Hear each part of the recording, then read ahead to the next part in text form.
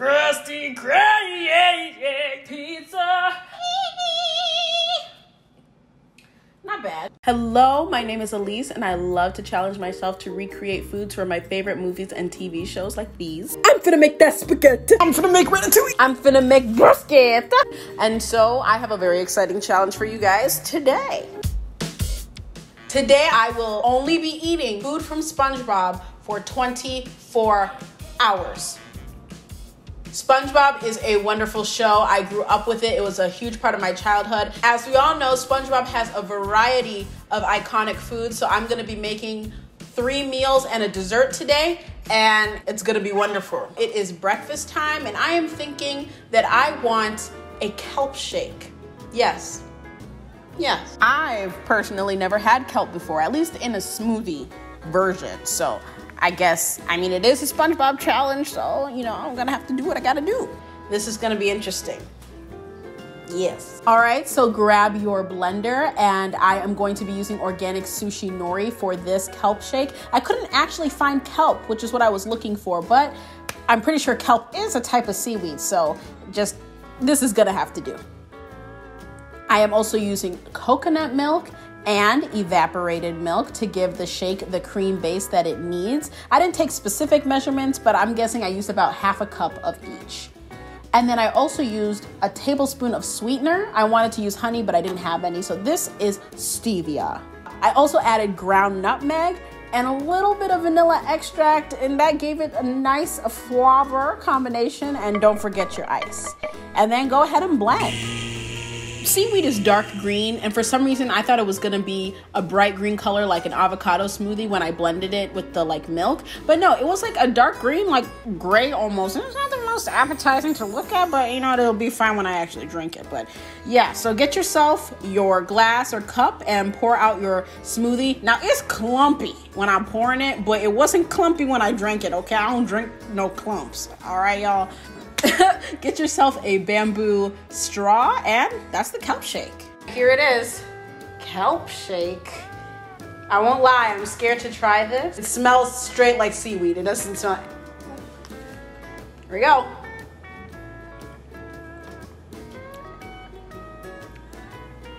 Whoa, okay. The vanilla and the nutmeg with the sugar and the milk make it like a creamy.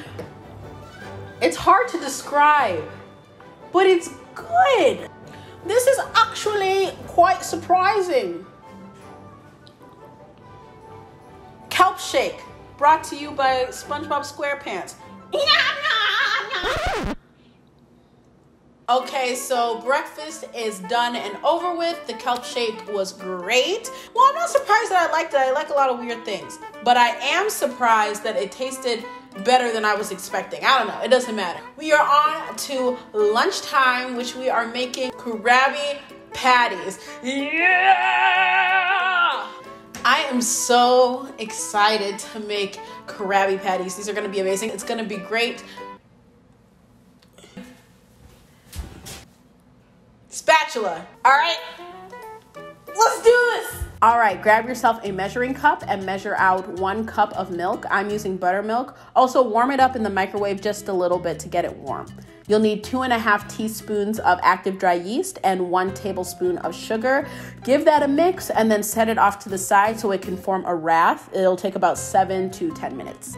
While it's sitting, get yourself a stand mixer and add 4.5 cups of flour. You're gonna add in 1/4 cup of sugar and 2.5 teaspoons of salt. After about 7 to 10 minutes, your milk and yeast mixture will be ready to pour in.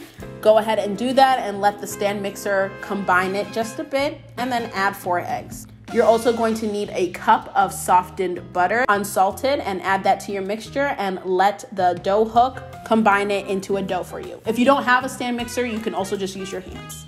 Once combined, you can put it onto a floured surface and just roll it up into a ball.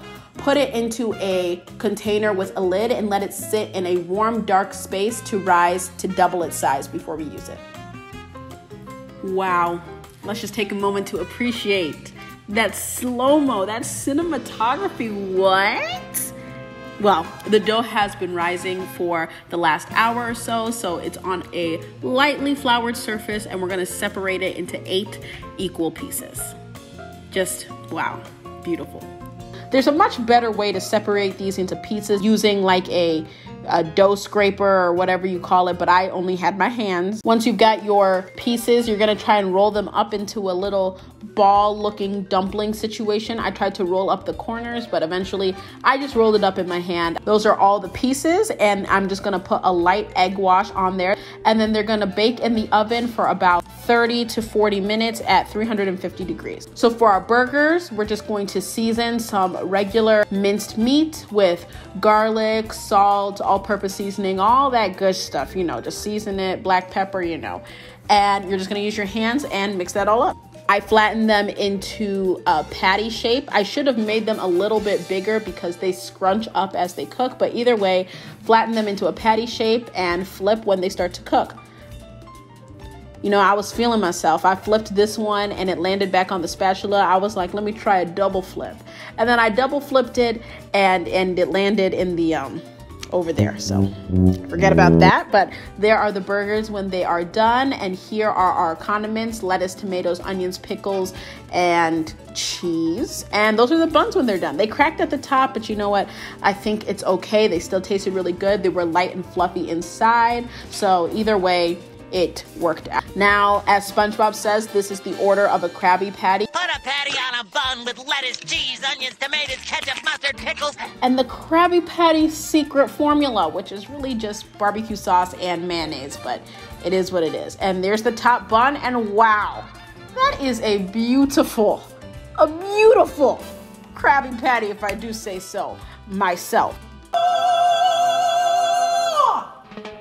Here it is. I have made the Krabby Patty, and I have the Krabby Patty secret formula as well, which I will not be telling you. So, my mouth isn't big enough to just.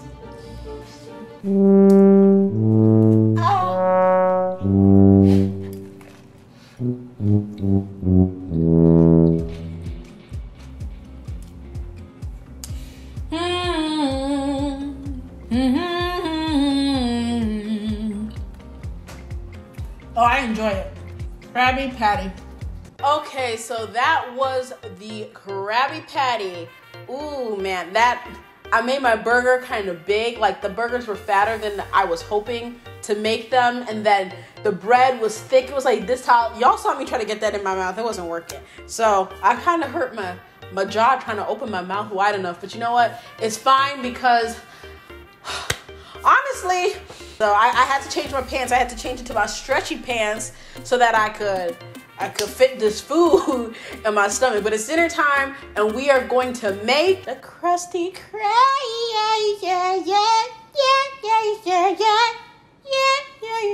pizza.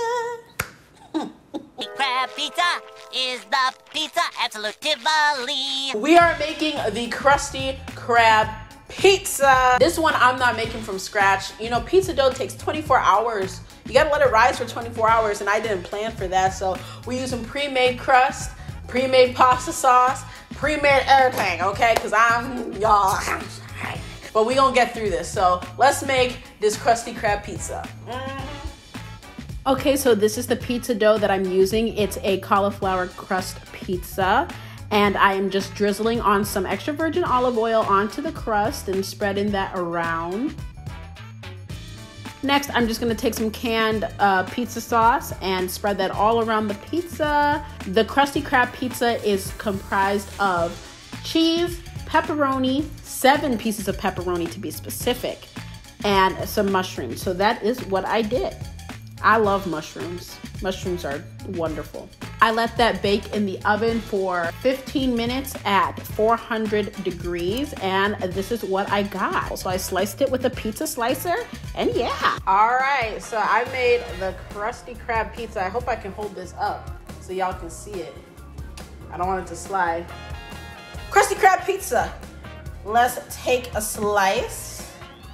Oh, how delightful. Now this is just a pizza with mushrooms and pepperoni on it. This is a cauliflower crust because healthy, and yeah. There's nothing bad to say about a pizza most of the time. The crust tastes good, the cheese is nice and melty. You got your pepperoni and your mushrooms. All around, good pizza. All right, we have come to the end of the day, and the last thing I am going to make is a dessert. And I decided in this nice little bowl that I have right here, I'm gonna be making the ketchup, onion, and peanut sundae. All right, well, this one is very simple. We're gonna just be using some simple ketchup. Shake it up. It's just, yeah, we get a nice bowl full of that. Onion. Garnish. To top it off, we're gonna put some peanuts. Oh yeah. You're trying to tell me that that doesn't look, you know, like so appetizing, so scrumptious, so amazing? Let's go ahead and give it a taste. So let's, you know, stir it up and get it nice and combined. Oh no. Ah! Sundae.